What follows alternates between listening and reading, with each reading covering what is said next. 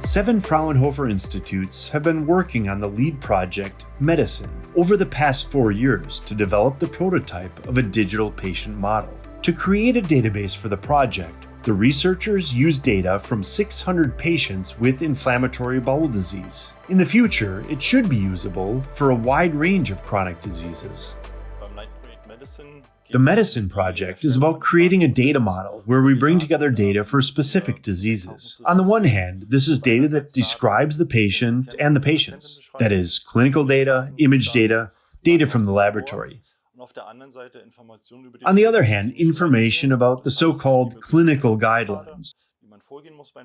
Also, the question of health economics within the data, which means costs for individual therapy paths, which we have also integrated into this model. The goal of MED²ICIN was to develop software that helps physicians to make therapy decisions, to create the algorithmic basis for this, and also to create the software basis for storing this data and making it tangible in order to generate knowledge from it.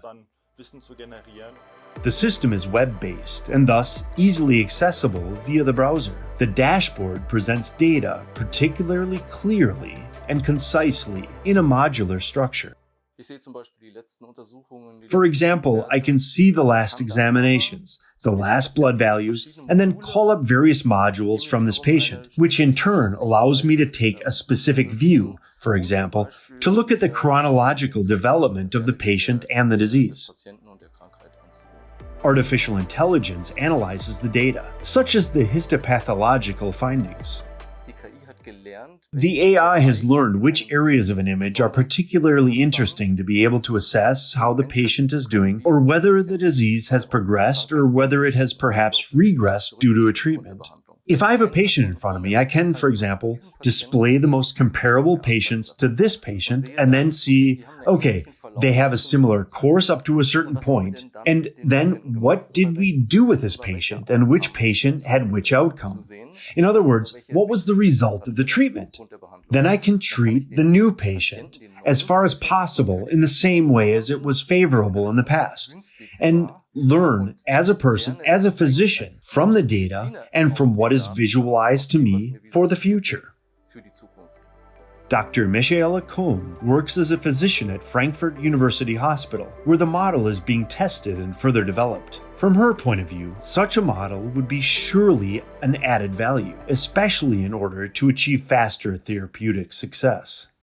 The remarkable thing for me is that we were really able to form this screen of our dreams. That is, we were really able to actively shape it and could also say what is important for us. How do we implement it? But that is what we are totally lacking at the moment. At the moment, we need 12 weeks to keep evaluating therapy options. You can imagine that. You wait 3 months, then it doesn't work. Then something new is introduced. It takes another 8 weeks. So half a year has gone by before you achieve anything at all.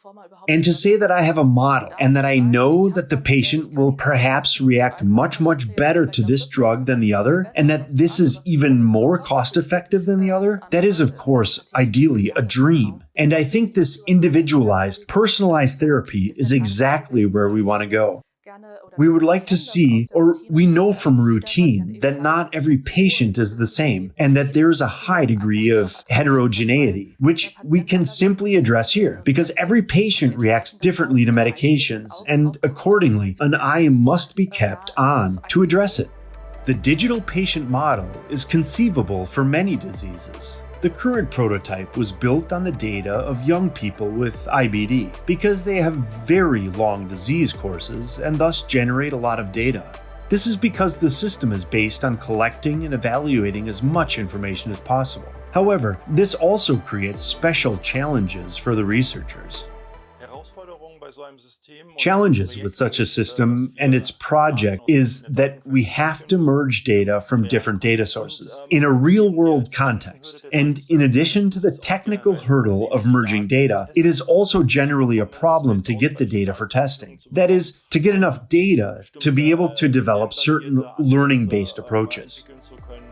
The next step for the project is to find partners from industry to market the system or parts of it. Establishing a digital patient twin that visualizes all important data and decision-making aids from the patient and the comparison patients could become a reality.